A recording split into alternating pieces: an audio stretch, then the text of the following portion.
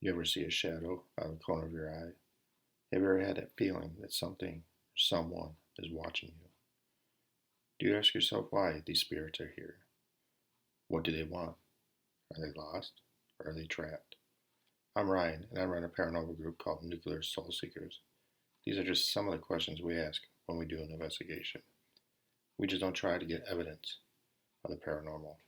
We try to get answers. Where's the lady from upstairs one keeping you here? You're listening to Trapped Souls. Welcome to Trapped Souls. You're listening to another episode of Deadspace. I'm Ryan. This will be my first solo podcast, so bear with me. Today I'll be talking about how I came up with the title Trapped Souls for my podcast. First, I like to say that my paranormal group is Nuclear Soul Seekers. No, we don't go around investigating nuclear sites absorbing high levels of radiation. That'd be kind of cool, not the radiation part. We came up with the name Nuclear Soul Seekers because majority of us work at a nuclear site or is related to someone that is in a nuclear field. I didn't go with that name for my podcast mainly because that was a shitty name for a podcast. After thinking about it, I came up with Trapped Souls. The following podcast is my thoughts and my thoughts alone. Not everyone in my group has the same beliefs that I do. So why Trapped Souls? I'll tell you why I came up with the name. It's my podcast, so I went with it. Our group does investigate a lot of prisons, seminaries, sanitariums, and infirmaries. We also do houses, but mainly we started with seminaries, sanitariums, infirmaries, and prisons. So one thing that all these places have in common when they were open is a lot of people were trapped. Prisoners, sick patients, mentally ill patients, and the poor. Yes, I said the poor. Mainly because when these places were open back in the day, they were poorhouses, workhouses. There was a place where these who were unable to support themselves were offered accommodations and employment. It was a good idea, but the greed of the owners made it miserable and overcrowded. A lot of these places were supposed to hold 40, 50 people, but as greed got on, 200, 300 people. Could they leave?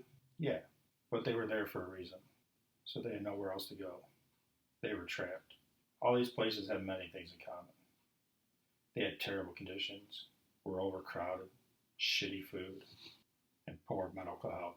I do believe majority of nurses there did try to help, but were limited by staff numbers, patient numbers, and a lack of good medical equipment.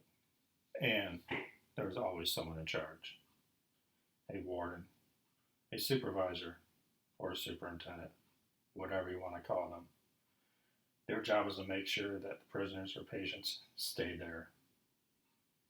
Is it possible that they are still doing that in the afterlife? It's possible. Is it possible that the inmates are just scared to leave? Back in the day, we didn't reform anyone. We broke them down, used them like guinea pigs for medical experiments. It's possible they didn't know what to do after they passed, so they just stayed where they're used to. Earlier I mentioned nurses.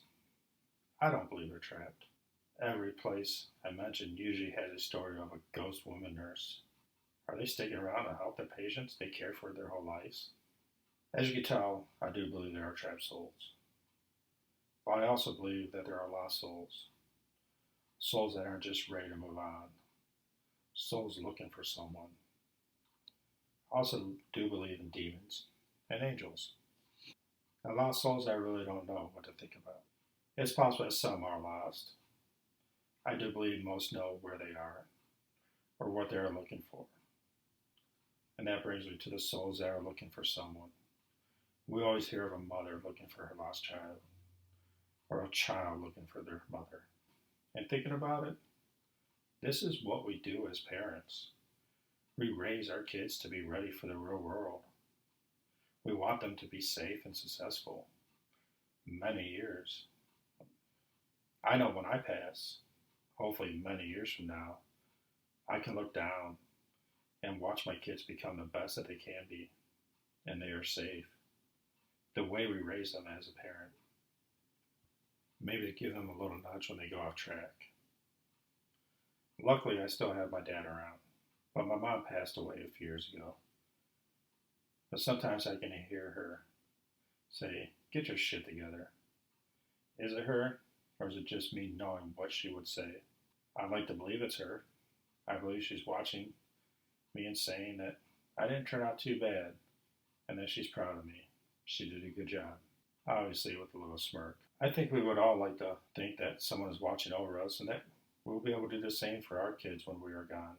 Looking down, still being that proud parent.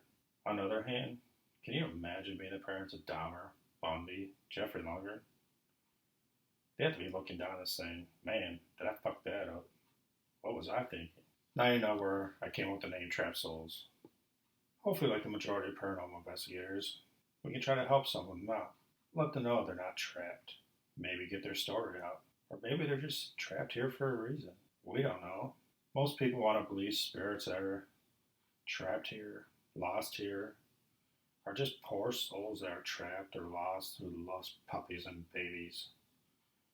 Not saying everyone who is trapped here is evil. There probably are some nice ones out there, just like people. But we can't disregard that some of them just could have been assholes, and maybe they deserve to be trapped. I know there's some living souls out there that disagree with what I believe in, and I'm fine with that. You have your beliefs, and I respect them, and I hope you do the same with my beliefs. There are many beliefs out there based off faith and religion about the spiritual world. Honestly, I don't know if we'll ever find out the truth. You will have your faith, religion, to what you believe in. I just ask to respect and keep an open mind to others' beliefs, and don't get trapped. If you agree or disagree with me, or would like to come on the podcast to talk about what you believe in, send me a message, trapsouls0@gmail.com, or message us on Facebook, Trap Souls, or Nuclear Soul Seekers. Thanks for listening to another episode of Deadspace. This is Trap Souls.